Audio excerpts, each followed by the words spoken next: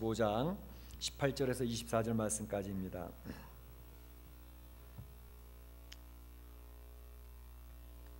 이제 제가 봉독합니다. 내가 일어나 아버지께 가서 이르기를 아버지 내가 하늘과 아버지께 죄를 지었사오니 지금부터는 아버지의 아들이라 일컬음을 감당하지 못하겠나이다. 나를 품꾼의 하나로 보소서 하리라 하고 이에 일어나서 아버지께로 돌아가니라. 아직도 거리가 먼데 아버지가 그를 보고 측은히 여겨 달려가 목을 안고 입을 맞추니 아들이 이르되 아버지 내가 하늘과 아버지께 죄를 지었사오니 지금부터는 아버지의 아들이라 일컬음을 감당하지 못하겠나이다 하나 아버지는 종들에게 이르되 제일 좋은 옷을 내어다가 입히고 손에 가락지를 끼우고 발에 신을 신기라. 그리고 살찐 송아지를 끌어다가 잡으라. 우리가 먹고 즐기자. 이 내 아들은 죽었다가 다시 살아났으며 내가 잃었다가 다시 얻었노라 하니 그들이 즐거워하더라. 아멘. 이 시간에 호산나 찬양대 찬양하겠습니다.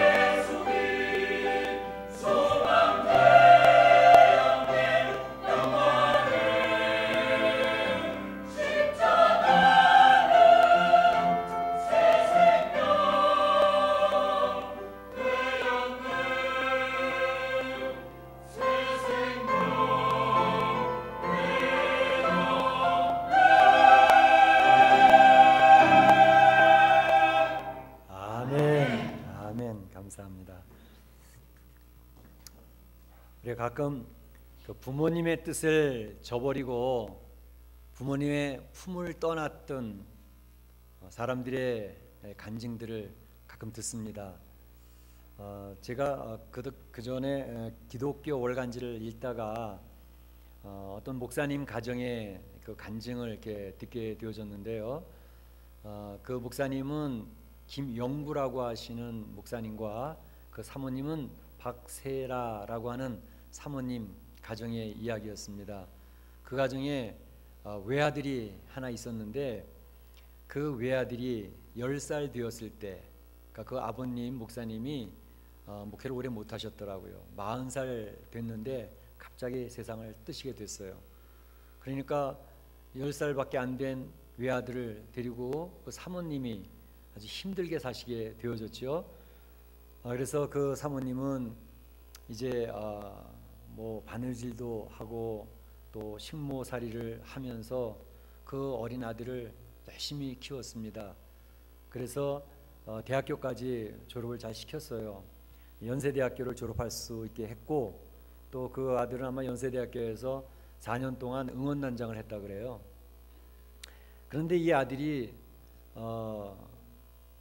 신앙생활에 회의를 느끼면서 자신의 아버님이 목사님이었지만 뭐 하나님이 어디 있냐고, 하나님 아무리 봐도 안 계신 것 같다고, 그리고 십자가는 노예의 종교고 패배의 종교라고 그렇게 이야기를 하면서 뭐 허랑방탕하게 살아가는 거죠. 뿐만 아니라 친구를 좋아하니까 친구들을 불러다 놓고 막 술판을 벌이는데 어머니 앞에서 엄마 술 좀 사다 줘, 우리 친구들 술 좀 먹어야 돼. 그 어머니한테 술 심부름하고 어머니는 또 거절하지 않고 눈물을 흘리면서 그 소주를 숨겨가지고 갔다가 또 술상 차려서 먹이고. 그런데 이 아들이 해달라는데 잘 주면서 어머니는 계속 눈물을 흘리면서 기도하면서 이 아들이 하나님 품에 돌아오기를 소원했지요. 그런데 이 아들은 아무리 기도를 해도, 엄마가 눈물 뿌리면서 기도를 해도 돌아오질 않는 거예요. 10년이 되고 15년이 돼도 돌아올 생각이 없습니다. 그런데 이 아들은 이제 자기 마음대로 뭐 하나님 없다고, 나는 하나님 안 믿겠다고, 그리고 세상에 나가서 지금 하고 싶은 대로 하면서 신나게 살았습니다. 그런데 뭐 그 결과는 뻔하지 않겠어요? 그 삶이 아주 형편없는 삶이 되어지고 말았습니다. 그러니까 가장 처참한 모습으로 정말로 신음하며 이제는 자기 혼자 남는 그런 순간이 되기까지 뭐 이제 형편없는 그런 모습이 되어져 있을 때, 그때 그는 혼자 고민하고 혼자 외로워하고 힘들어하다가 어머니가 생각이 났습니다. 어머니가 그리워졌습니다. 그래도 우리 어머니는 내가 뭘 해달라 그래도 한번 반대하지도 않고 해달라는 다 해줬던 그 어머니, 더구나 자기가 자고 있을 때는 머리맡에 와서 손 붙들고 기도하시다가 내 얼굴에 눈물도 떨어뜨렸던 그 어머니가 보고 싶다는 거였죠. 15년이 지난 뒤에 어머니를 수소문해서 찾아갔습니다. 찾아왔는데 그때 그 어머니의 모습은 형편없는 모습이 되어져 있었습니다. 아마 뭐 아들 때문에 고민하고 너무 외롭고 힘들게 살아서 그랬겠지만 그는 급성 위암이 걸려서 이제 죽음을 바로 앞두고 있는 그런 순간에 그 아들이 돌아왔던 것입니다. 그 아들은 그 어머니에게 눈물을 흘리면서 고백합니다. 어머니, 탕자가 돌아왔어요. 어머니 품을 떠났던 탕자가 돌아왔습니다 라고 얘기하니 어머니는 아들아, 돌아왔으니까 됐어, 돌아왔으니 잘했다, 이렇게 이야기를 하면서 그 일을 위로합니다. 아니 어머니, 용서한다는 말 한마디만 좀 해주세요. 제가 저 때문에 어머니가 이렇게 되시지 않았습니까? 이게 아니 어머니는 아니야, 너 때문이 아니고 이 애미가 잘 못해서 네가 이렇게 되었구나, 다 나 때문이다, 다 나 때문이다. 어머니가 좋아하는 찬양을 부르는 가운데 어머니가 소천하시게 되었지요. 이 아들은 나중에 그 이후로 회개하고 하나님 앞에 엎드려 기도하면서 목사가 됐습니다. 그리고 목회를 하면서 그는 늘 강조했던 메시지가 다 나 때문이다. 다 나 때문이라고 하는 그 메시지가 그분의 설교에 매주마다 반복되는 설교가 다 나 때문이다 라는 설교를 했다는 것이죠. 그러면서 그 지역의 거지들을 다 불러 모아서 거지들을 먹이고 씻겨주고 하면서 교회를 개척했는데, 지금도 뭐 보신 분은 혹시 아실지 모르지만 육군사관학교 가는 태릉 쪽을 하다 보면 중화동에 영색교회라고 하는 큰 교회가 있습니다. 그 교회를 개척해서 세우신 목사님이셨습니다. 그래서 그 교회 앞에 가면 돌탕비라고 하는 비석이 하나 세워져 있는데, 돌아온 탕자의 비석이라는 비석을 세워놨다는 거죠. 이건 실화의 이야기입니다. 그런데 오늘 사실 제가 봉독해드린 이 말씀의 내용은 비유는 아주 유명한 비유 아닙니까? 돌아온 탕자의 비유. 이미 성도들이 다 알고 있는 내용인데, 오늘 이 말씀을 살펴보면서 우리 예수님이 말씀해 주신 비유예요. 예수님이 우리에게 무엇을 말씀하고 싶으셔서 이 얘기를 하셨을까라는 것을 한번 생각해 보고자 하는 것입니다.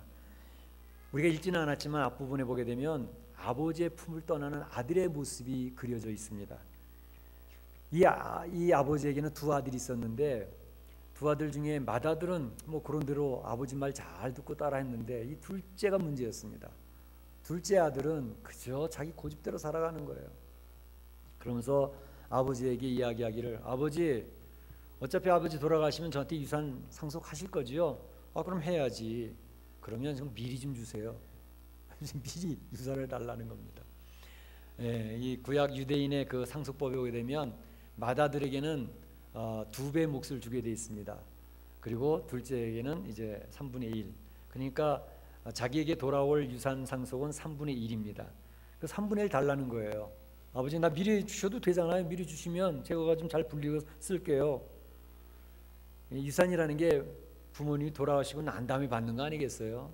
근데 아버지가 아직도 정정한데 그 돈 달라는 거예요. 내 쓰게. 또 형도 있는데 형도 제껴놓고 자기 유산을 달라고 그러니 뭐 이거는 상식이 아니죠. 왜 이렇게 했을까? 그런 생각을 해봅니다. 왜 이 친구가, 이 둘째 아들은 이렇게 아버지한테 유산을 받아가지고 돈을 받아가지고 나가려고 했을까? 저는 그런 생각을 해봤습니다. 한 두 가지 이유를 생각해봤는데, 첫째는 아버지 품에서 생활을 해왔는데 우물 안의 개구리처럼 아버지 하라는 대로 하고 아버지 시키는 대로 하고 지시대로 살아왔는데, 아버지 품이 이제 너무 따분한 거예요. 친구들 보니까 세상에서 자기 마음대로 살아가는 것 같은데 너무 재밌어 보이는 거예요. 세상 삶에, 이 세상의 그 쾌락과 즐거움과 자유함과 이런 것들이 그리웠던 거예요. 그래서 한번 나가서 나도 그러한 내 마음대로 한번 살아보고 싶다고 하는 그런 충동이 굉장히 강하게 왔던 것 같습니다. 사실 아버지 품을 떠나면 그 아버지 품이 얼마나 힘들겠습니까? 아버지 품을 떠난 그 모습이 얼마나 힘들겠습니까?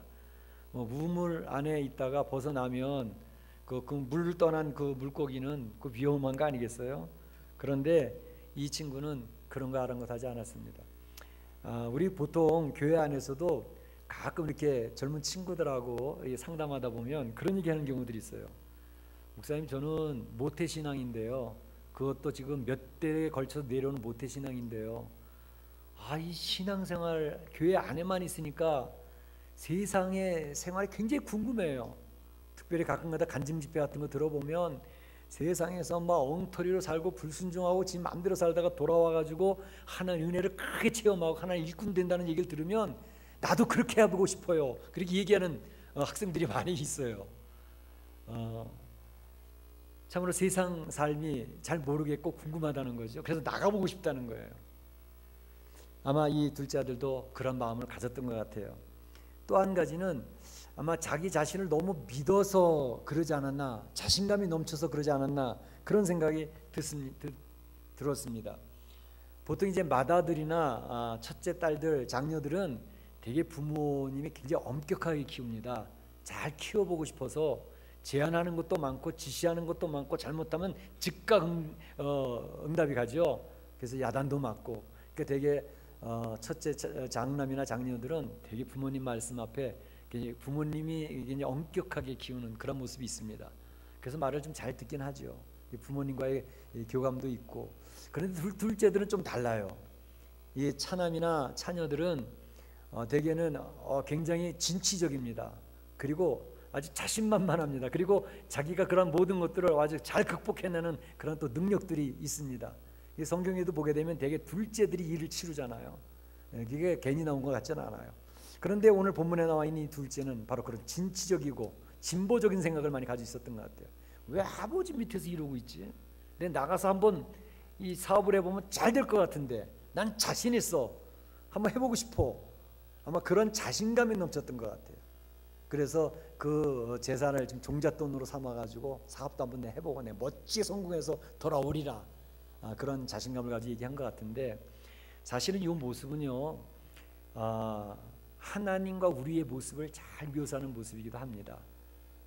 되게 독립하려고 그러잖아요.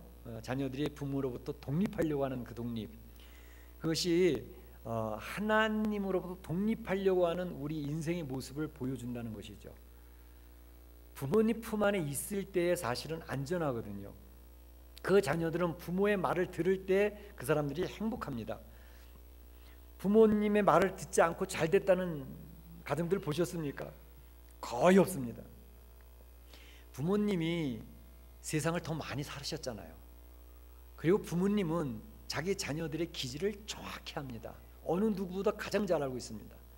그렇기 때문에 그 부모님이 이 사회 속에서, 험한 사회 속에서 자기가 겪으면서 부딪히면서 실수하고 실망했던 모든 것을 다 종합적으로 볼 때에 얘는 이렇게 해야 된다, 얘는 이렇게 하는 게 낫다, 그 판단이 거의 어느 다른 사람보다 정확한 게 부모님의 판단입니다.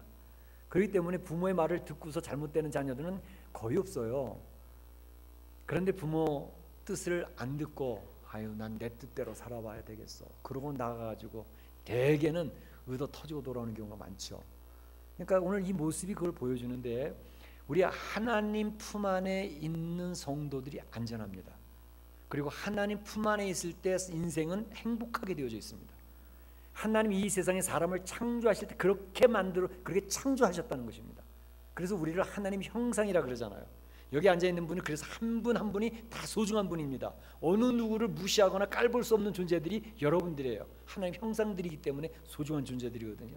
그러니까 하나님 형상이라고 하는 말은 하나님과 관계가 맺어져 있을 때 그 하나님 형상의 모습이 드러나고 존귀하고 가치가 주어지고 그들이 굉장히 귀한 인물이 되어지는 것인데, 보통 사람들은 하나님의 품을 떠나면 자유함을 만끽할 것처럼 생각을 해요.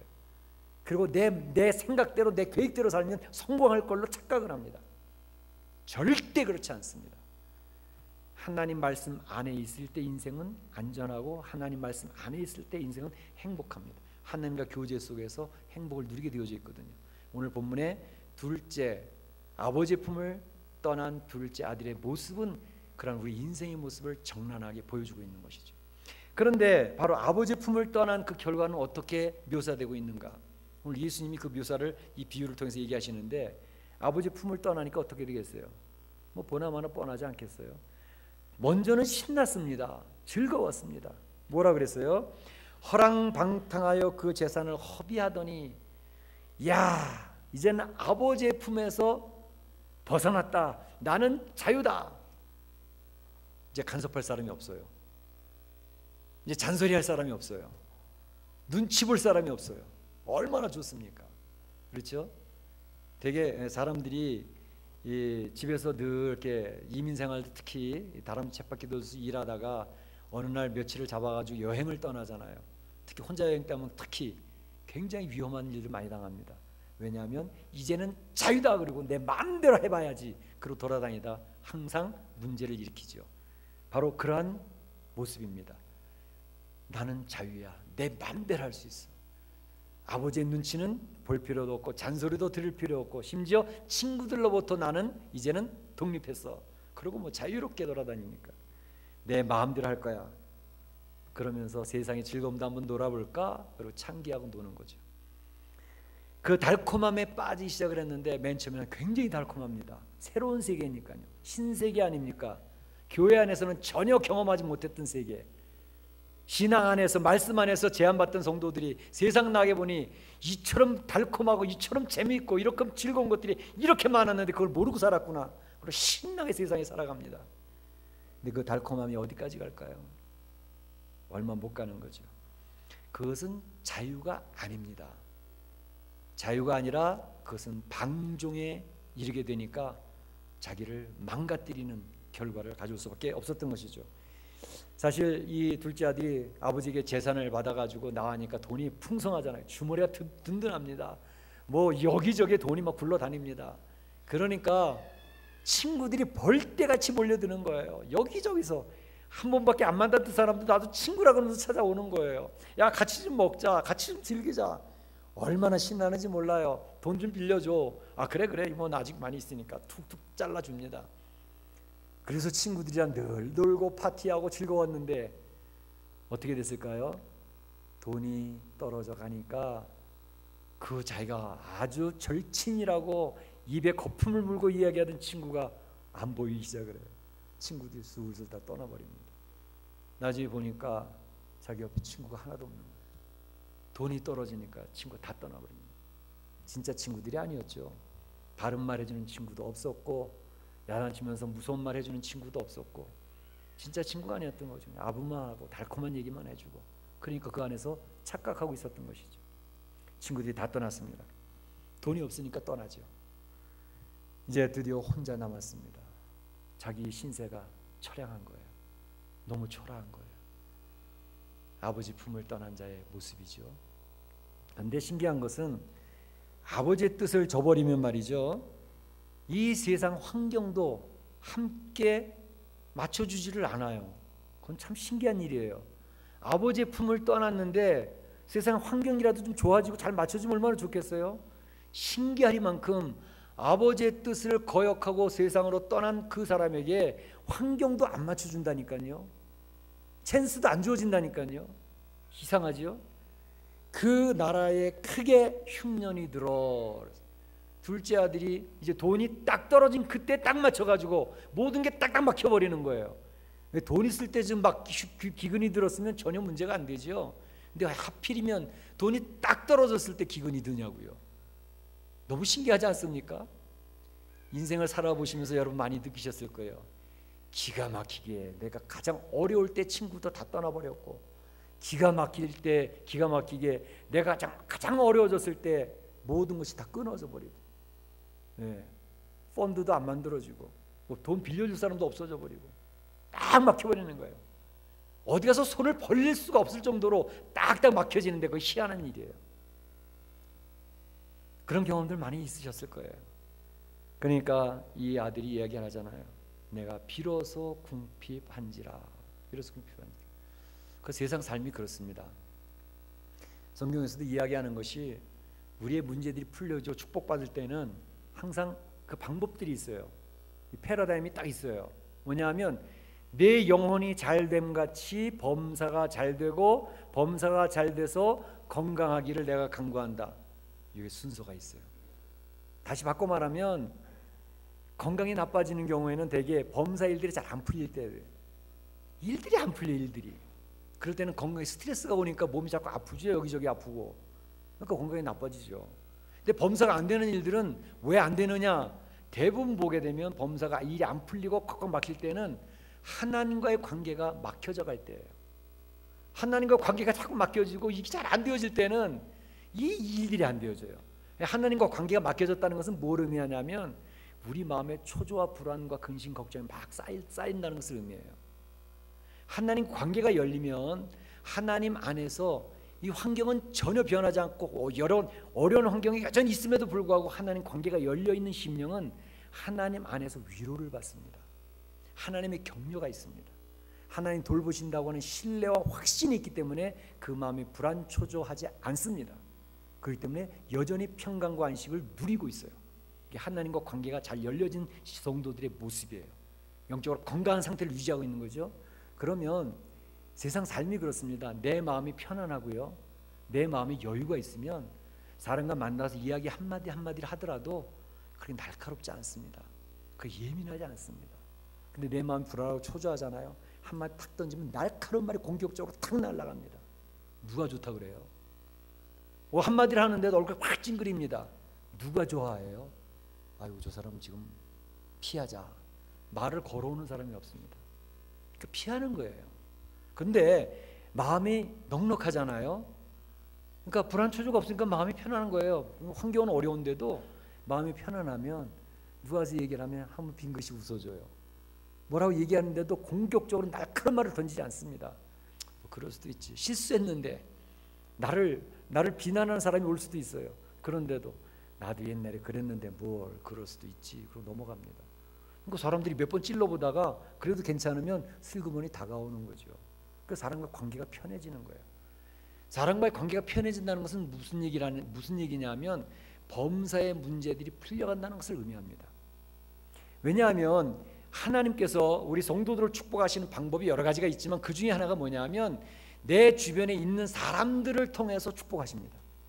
내가 알고 있는 사람들을 통해서 인포메이션도 주고 또 도와주는 손길도 오고 모든 것이 내 주변에 있는 사람을 통해서 하나님이 역사하시기 때문에 나와 관계되어져 있는 사람과 관계가 편하다는 것은 범사의 문제가 잘 풀려갈 파시빌리티, 그 가능성이 많다는 것을 의미해요. 그러니까 하나님 범사가 잘 되게 되죠. 범사가 잘 되면 스트레스 받을 일이 적어지잖아요. 그럼 건강도 좋아지잖아요. 하나님이 성경에서 이야기하는 그 순서는 하나님 관계를 좋게 해라. 그러면 범사가 풀려진다. 마음이 편안해지니까. 그러면 건강도 따라오는 거고. 아주 건강 나빴던 사람도요, 이 마음이 편해지면 저항력이 생기고 면역력이 높아져가지고 암병도 몰아낸다니까요. 축복받는 비결이에요. 그러니까 하나님께서 바로 여기서 그것을 얘기하는 거죠.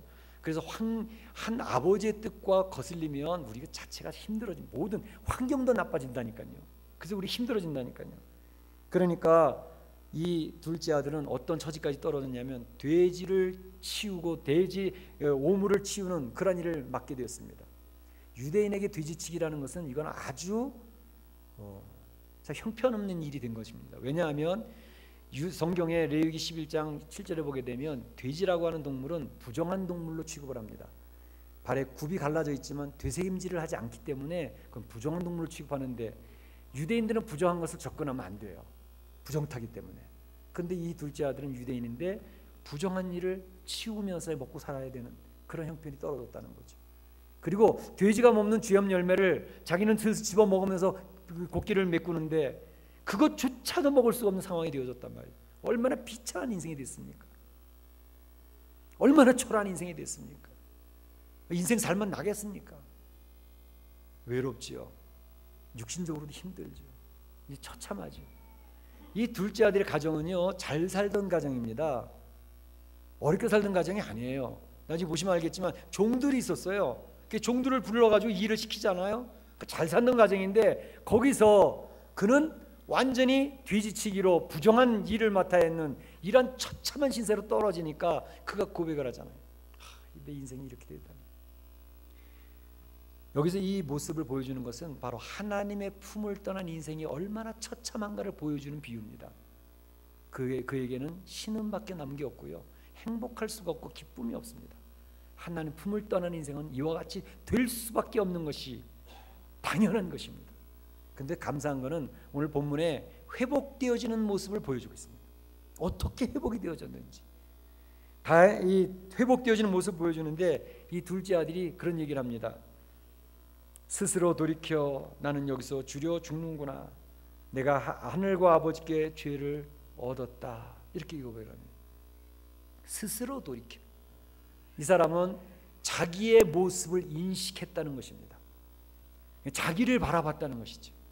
자기의 죄된 모습을 인정을 하고 고백하기 시작을 했다는 것입니다. 이거 굉장히 중요한 부분이죠. 사실은 이렇게 어려워지게 되면 우리가 얘기할 때 자기의 잘못, 나 때문이었구나, 나 때문에 이렇게 됐구나 라고 고백하기보다는 먼저 나를 합리화시키기 위해서 원인을 주변에서 찾습니다. 주변에 찾으면서 기근이 들었으니까 이렇게 될 수밖에 없었지, 풍년이라면 괜찮았을 텐데 못 깨달은 거죠. 또 그 나쁜 놈들, 그 친구들 돈 있을 때는 좋다고 와가지고 아부하고 그러더니 이제 내가 좀 도와달라 그래도 모르는 척하고 뒤에서 비난이나 하고 돌이나 던지고, 이 나쁜 놈들 때문에 내가 이렇게 처지가 이렇게 됐어. 주변을 바라보면서 말이죠. 왜 환경이 이렇게 어려워지니까 어쩔 수밖에 없는 거지, 계속 자기를 변명하면서 합리화시키면서 자기의 죄를 인정하지 않습니다. 그러면 돌아올 길이 없어요. 그런데 오늘 본문의 둘째 아들은 자기를 고백합니다. 이 모든 것이 내가 죄를 범했기 때문에 하늘과 아버지께 죄를 얻었사오니 이제는 아버지께로 돌아갈 거야. 그런데 아들의 신분이 아니라 품꾼으로 일할 수 있게 해달라고 아버지한테 가서 사정해봐야지. 그러고 돌아서겠다는 거죠. 문제 해결은 너 때문에 그래, 바로 내가 문제야 라고 너를 이야기할 때는 절대로 문제 해결은 시작되지 않습니다. 그러나 나 때문에 그래, 나 때문에 그랬구나 라고 하면 관계가 회복되는 실마리가 풀어져 갑니다. 우리가 종종 너 때문이라고 계속 이야기하기 때문에 그 관계는 평행성을 달리면서 평생 원수로 관계 회복되지 않은 채 살아갑니다. 그것은 부부간에도 그렇고 부모 자녀 간의 관계도 그렇고 형제 간의 관계도 그렇고, 그래서 성도 신앙생활하면서도 가장 힘들어하는 부분들이 그런 부분들입니다. 먼저 나 때문이었구나.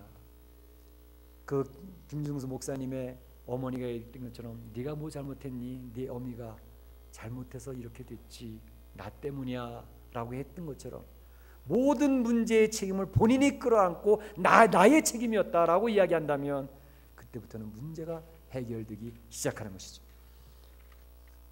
회복의 역사는 바로 자기 자신을 깨닫고 문제 해결자 되신 하나님 앞에 돌아감으로써 해결될 수가 있었습니다. 일어나서 아버지께로 가자, 일어나서 아버지께로 가자 라고 하니까 문제가 해결되기 시작을 했던 것입니다. 죄는 내가 지었으니까 내가 책임져야지, 하나님 우리에게 책임지라고 이야기하지 않습니다. 내가 책임져야지 하면 그건 여전히 자기가 살아있는 모습이기 때문에 그렇습니다. 그 죄를 범한 것이 가룟 유다 아닙니까? 내가 예수님을 돈 주고 팔았으니 내가 책임질 거야. 그 자기가 목을 걸어 죽었잖아요. 자기 책임지겠다는 거예요. 이 세상에서는 그 사람 참 책임감 강한 사람이다 그럴지 모르지만 신앙 안에서는 전혀 아닙니다. 하나님은 잘못은 내가 했어도 책임은 예수님이 지신다. 예수님께 나오기만 하면 돼. 하나님 앞에 나와서 엎드리기만 하면 돼. 그렇게 얘기하시는 게 신앙이에요. 내 모습을 보고 내 있는 모습 그대로 자격 있는 자를 하나님 찾지 않으십니다. 우리는 종종 자격이 있은 다음에 하나님 앞에 가려고 그럽니다. 절대 하나님 그렇게 요구하시지 않아요. 나의 일거수일투족을 다 살피신 하나님, 형편없는 모습을 이미 다 보신 하나님, 나의 생각과 마음을 다 감찰하셨으면서 나의 모습을 보시면서도 내게로 왔으니 잘하였도다. 주님의 보혈이 그 심령에 흘러 넘치는 것입니다. 오늘 주님이 실패하고 신음하고 있는 자를 향하여 얘기하십니다. 팔 벌리고 내 큰 팔을 벌렸으니 내게로 와서 쉬라고 초청하고 계시는 것입니다. 돌아오는 두 아들을 맞이하시는 아버지 모습이 잘 그려져 있죠. 아버지가 그 아들을 기다리는데 얼마나 초조하게 안타깝게 기다렸으면 동네 옥이 저 구석에서 딱 나타났는데, 그것도 몇 년 만에 나타났을 터인데 그 아들을 금세 알아차리는 아버지 모습을 보세요. 마음에 늘 아버지에게서는 그 아들의 집 떠난 아들이 마음이 한 번도 떠난 적이 없었던 것이죠. 그 아들이 딱 나타나니까 그 아들을 향하여 달려갔다 그랬습니다. 아마 신발도 벗고 달려갔을지 모르겠어요. 달려가서 목을 안고 입을 맞추며 내 아들아 내 아들아 이제 왔으니 잘하였도다 잘하였도다. 그 아들을 품어주시는 종들에게 명령합니다. 제일 좋은 옷을 갖다 입혀라. 제일 좋은 옷을 입히라는 것은 지위를 회복시키겠다는 뜻입니다. 손에 가락지를 끼워라 그랬습니다. 반지를 끼워줘라. 그 반지는 권위의 회복입니다. 너 다시 아들이야. 발에 신을 신기라 그랬습니다. 이 신, 노예가 되어지면 신을 벗겨버립니다. 그래서 죄악의 노예로서 신을 벗고 살았던 사람이 둘째 아들 탕자였습니다. 이제 내 앞에 왔으니 다시 신을 신겨라. 자유인이라고 하는 것을 선언하는 것입니다. 자유를 주신다는 거죠. 얘들아 이제는 살찐 송아지를 잡아서 주변에 있는 이웃들 친구들 다 불러라. 우리 잔치하자. 잔치하자. 아버지는 너무너무 기쁘고 너무 즐거워서 잔치하자고 그 아들을 대대적으로 환영을 합니다. 어떻게 생각하세요? 그 아들은 야단 맞아야 될 아들 아니겠습니까? 꾸중 들어야 될 아들 아니겠습니까? 채찍으로 맞아야 될 아들 아니겠습니까? 그런데 그렇게 하시지 않았습니다. 왜요? 그 이유가 오늘 성경 본문에 나와 있습니다. 왜 그렇게 그 아들을 환영을 했는지 이렇게 얘기를 합니다. 내 아들은 죽었다가 다시 살아났으며 내가 잃었다가 다시 얻었노라. 죽었던 아들이 살아왔는데 거기에 무슨 꾸중이 있겠으며, 잃었던 아들이 다시 돌아왔는데 그 아들을 보고 기뻐하지 아니할 부모가 어디 있더냐. 바로 하나님이 이 모습을 통해서 하나님의 심정을 우리들에게 알려주고 계십니다. 하나님 지금도 두 팔을 넓게 벌리시고 우리 성도들, 죄 아래서 신음하고 있는 성도들, 내 안에 와서 쉬어라. 나는 너희를 환영해. 너희를 축복하기를 원해. 그렇게 말씀하시는 하나님이 되시는 것입니다. 오늘 본문의 말씀은 하나님 품을 떠난 인생이 어떠한 결과를 맞이하는지를 정확하게 보여주고 있는 것입니다. 비참한 인생이 될 수밖에 없습니다. 하나님의 기다리시는 모습을 잘 보여주고 있습니다. 하나님의 마음을 어찌 이렇게 잘 묘사하고 있는지 모릅니다. 하나님 품으로 돌아오면 하나님 안에는 회복이 있습니다. 기쁨이 있습니다. 평안과 만족이 있습니다. 우리 성도들이 그렇게도 원하는 참 자유가 하나님 안에 있는 것입니다. 사랑하는 성도 여러분, 우리 사랑하는 성도들은 주님 품에 안겨서 이 하나님 주시는 참 자유와 기쁨과 만족과 평안을 누리실 수 있기를 주의 이름으로 축복합니다. 축복합니다. 이 시간에 잠깐 한번 같이 기도하기를 원합니다. 우리를 기다리시는 주님을 기억하시면서 그 팔을 벌리시고 기다리신 주님 품에 안길 수 있기를 원하면서 조용히 한번 기도하시기를 바랍니다.